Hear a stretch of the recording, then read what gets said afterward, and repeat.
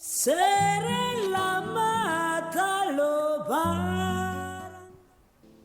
suis Marie-Thérèse Avemeka.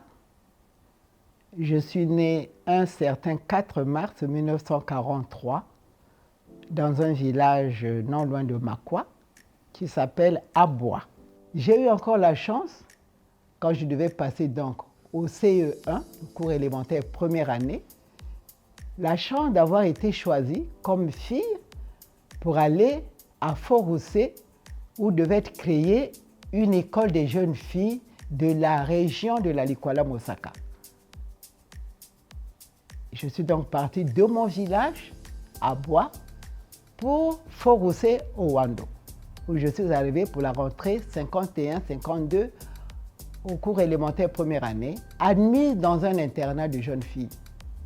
Je crois que ce fut le premier internat au Congo, qui était le moyen Congo. Parce qu'avant cela, il n'y avait que l'école de Mouyonzi, je crois, qui admettait déjà des grandes filles qui devaient faire l'école normale de Mouyonzi. Donc le premier internat d'un établissement public qui était l'école des jeunes filles de Wando, Fort-Roussé, pardon. Je suis sortie de là avec mon diplôme et là encore, j'étais la première femme administrateur en rentrant au Congo en 1968, décembre, et j'ai commencé à travailler le 2 janvier 1969 comme administrateur stagiaire au ministère du Travail et de la Sécurité sociale. À peine commencé en janvier, j'ai été nommée directrice des affaires sociales au ministère de la Santé et des Affaires sociales alors que j'étais encore stagiaire dans l'administration. J'ai beau nier que je ne sais pas travailler, je ne sais rien faire, non, on m'a mise là, on m'a jeté dans le bain et j'ai commencé à travailler donc dans cette administration ministère de la Santé et des Affaires sociales où j'ai fait mes premiers pas. Et je vous assure que c'était passionnant parce que j'ai eu à inaugurer ce que vous voyez comme jardin d'enfants Mongali 3.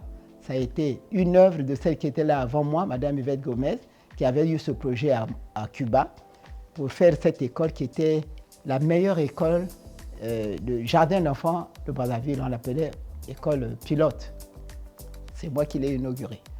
Je suis revenu au Congo, j'ai repris à travailler dans l'administration et c'est là où le président Marien Ngouabi m'a nommé comme chargée de mission dans son cabinet. Après, je suis passée conseillère. J'ai travaillé avec Marien Ngouabi jusqu'à sa mort. J'ai travaillé avec le président Yombi jusqu'à son départ. Et le président Sassou m'a récupéré parce que tout ce fut mes grands de Fort-Roussé. De fil en aiguille, je suis passée donc conseillère et après le président Sassou m'a nommé parce que j'étais aussi militant de l'URFC. J'étais même au comité central de l'URFC, j'étais membre de la commission de contrôle de l'URFC. Et comme l'URFC avait un rayonnement international, elle occupait des postes à l'extérieur pour être représentée comme organisation du Congo des femmes. Et ensuite, même au sein des organisations internationales, elle pouvait être représentante des organisations internationales.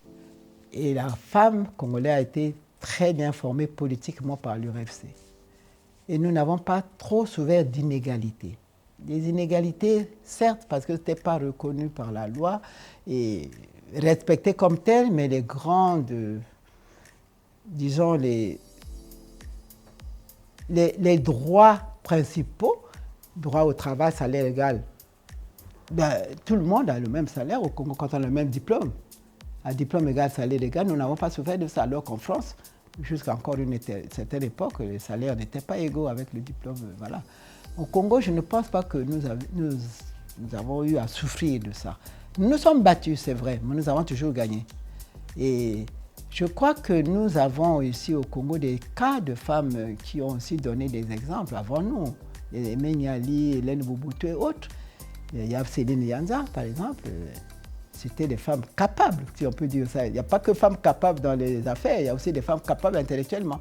Et quand on s'impose, on se fait respecter.